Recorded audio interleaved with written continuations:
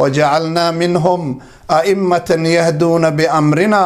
لما صبروا وكانوا بآياتنا يوقنون. هذا ولا ليال هدي أن أصون نقول قلبك أن ما أنت ربنا إن انكشك إنه وقلبك قللا وي قليل كنا وحكي ماذا أضيق أيوكي ماذا وقلبك أو كخال النقضة عبادة إلهي سبحانه وتعالى وقلبك أو فسهادة أو مذوبادة أو أي كغالب نقطه بخلقة إيا كبرك إيا ملححن أو مركا قلبكاس أو نقضة مد ألا آد أغفق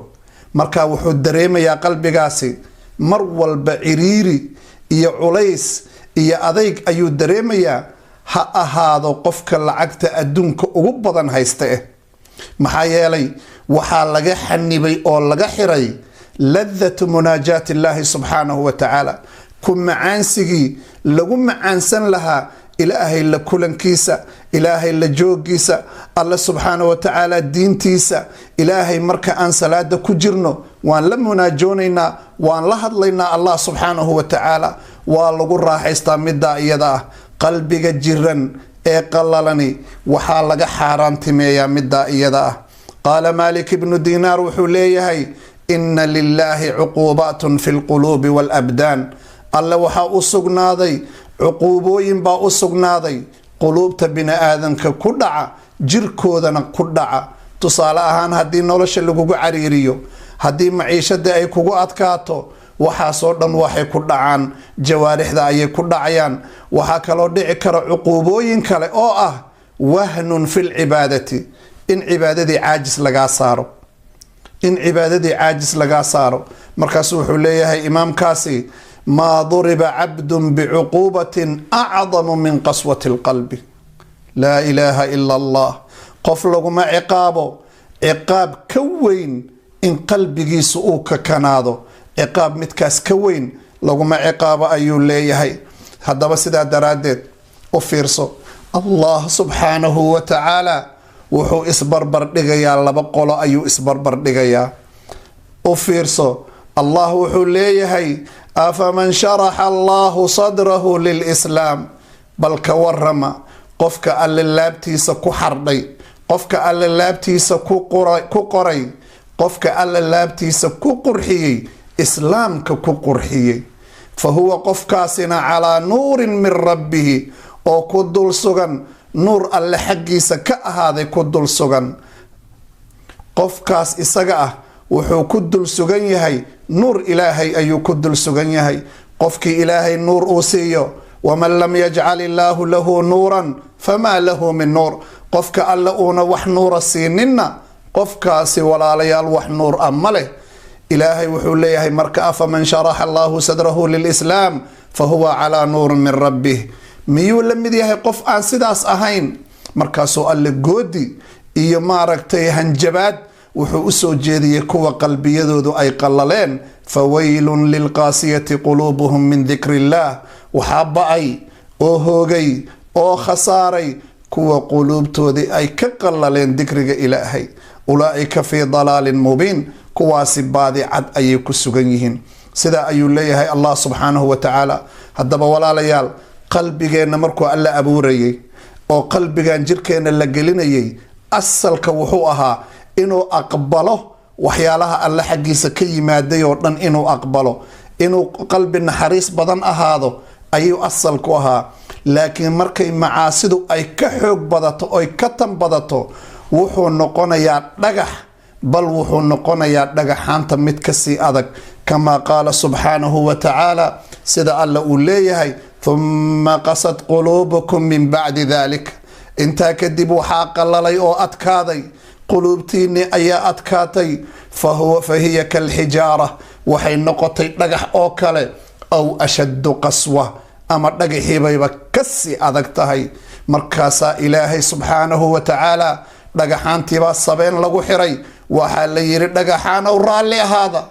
idinkaa dhaamaba kan qalbigiisu qalalay idinkaa dhaama maxaa yeelay idinka mararka qaarkood waxaa la idinka helaa faa'iidooyin baa laydinka helaa waina min alxijaarati lamaa yatafajaru minhu lanhaar waina minha لما يشقق فيخرج منه الماء وإن منها لما يهبط من خشية الله وما الله بغافل عما تعملون. الله سبحانه وتعالى reer bani israa'iil markii ninka ay dileen qof ninkii la dilay oo qof dilay la garan waayey oo alle uu yiri lo ha la qalo sac ha la qalo oo saci hilibkiisa meydkii lagu dhuftay oo meydkii soo noolaaday oo la yiri yaa ku dilay hebel baa i dilay kadibna haddana uu dhintay ma rumayn intaa kadib baa hadhi lahayd isla markii way diideen maxaa yeelay quluubtooda ayaa waxay yihiin kuwa qallalay ayay yihiin oo aan khayrku una galaynin. haddaba walaalayaal waxaan jeclahay marka maadaama uu maaragtay aan maanta rabno inaan ka hadalno quluubta iyadaa aan ka hadalno in aan soo qaadano bal horta quluubta iyagaa cudurada ku dhaca inaan soo qaadano. cudurada ku dhaca maxay yihiin? maxaase lagu gartaa cudurada iyagaa ee ku dhaca? marka u horeysa qofku haddii uu isku arko calaamadahan iyaga ah waa inuu markiiba degdegaa oo Allah subxaanahu wa tacaala uu degdegaa. midda koowaad waxa weeye jumuudu lcayni can ilbukaa'i min khashyati illaah. ishaadii oo laga waayo oohin dhan laga waayo oo hal marna aadan is arag adoo alle dartiisu ooyaya, adoo markii qur-aanka aad maqasho, markii wacdiga aad maqasho, marka diin ayadoo laga sheekeynaya aad maqasho, janno laga sheekeynaya aad maqasho, naarta laga sheekeynaya aad maqasho, jirkaaga iyo indhahaaguba midna ayna isbedelaynin. qaala tacaala alla wuxuu leeyahay jalla sha'nuh allahu nazala axsana alxadiidi kitaaban mutashaabihan mathaniya taqshaciru minhu juluudu aladiina yakhshawna rabbahum thumma taliinu juluuduhum wa quluubuhum ilaa dikri illaah. alla wuxuu soo dejiyey kitaab, waa kitaab mid sheeka midka ugu wanaagsan weeye, isku eg laba ah oo haddii janno uu sheega naar sheegaya, cir hadduu sheegana dhul sheegaya, adduun hadduu sheego aakhira sheegaya ayuu alla soo dejiyey. taqshaciru waxaa qamandhacyoota, waxaa jirircoota minhu qur-aanka xaggiisa waxaa ka jirircooda juluudu aladiina yakhshawna rabbahum, maqaarka kuwa alle ka cabsada ayaa jirircooda. thumma taliinu waxaa jilco juluuduhum, maqaarkooda ayaa jilco, wa quluubuhum iyo quluubtooda ayaa jilco ilaa dikri illaahi, ilaahay dikrigiisa marka ay maqlaan. haddaba haddii ishaada ilin aad ka weydo ogow calaamadihii mid ka mida way kugu taallaaye. midda labaad oo calaamada labaad waa maxay? cadam ata'ahur bilmawcida wa tilaawati alqur'aan. qofka oo maanta oo dhan wacdi loo sheegayo waxba saameyna ayna ku yeelanaynin. qaar fara badan maalin kasta whatsappka waxa ugu soo dhaco wax cajiib ayaa ugu soo dhaco, waxaa laga yaabaa inuu iska dhileed gareeyo, waxaa laga yaabaa inuu iska tuuro, maba ku saamoobayo. waanada iyada ah ma waxba ka tari mayso. calaamada saddexaad waa maxay? qofku ay u fududaato, aad ila socda, qofka ay u fududaato macsida inuu ku dhaco way u fududahay, daacada ilaahayna way ku culus tahay. salaada markuu tukanayo way ku culus tahay, hadalka iyo xanta iyo maaragtay beenta way u fudud yihiin. alam ya'ni liladiina aamanuu an takhshaca quluubuhum lidikri illaah. war ma waanay dhowaanin oon la soo gaarin mar in ay quluubtii maaragtay an takhshaca inay khushuucdo quluubuhum qalbiyaalkoodu lidikri illaahi alla xuskiisa iyo wamaa nazala min alxaqi xaqa soo degay miyayna quluubtoodii ku khushuucaynin oo walaa yakuunuu aysan noqonin kaaladiina uutuu lkitaaba min qabl kuwii hadda ka hor kitaabka la siiyey fataala calayhim alamad muddadii ayaa ku dheeraatay faqasad quluubuhum markaasay quluubtoodii qallashay oo ay adkaatay oo markaa xaqii uuna gelaynin. walaalayaal qalbiga oo qallala waa waxyaalihii uu nebigu alla ka magangeli jiray subxaanahu wa tacaala.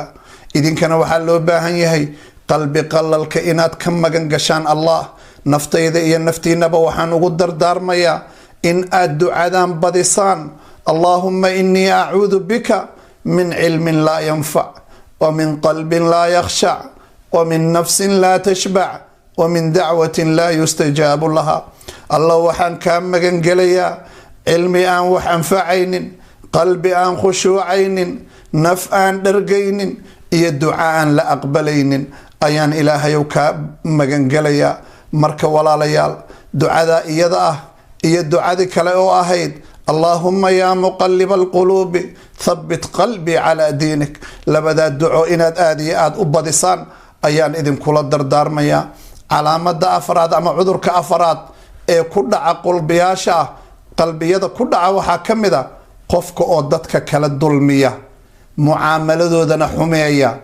qofka nabadgelaya male Soomaydaan maqal dadka qaar la leeyahay kaas waxa way shartiis ilaahuna dhaafi hada aragto qof sidaas ah oo ummadii ilaahay oo dhan ay ka cabanayso oo shartiisa meel laga gala la yahay qofka qalbigiisu qalbi qalalay weeye oo jiran weeye inuu degdeg arinta uga harana way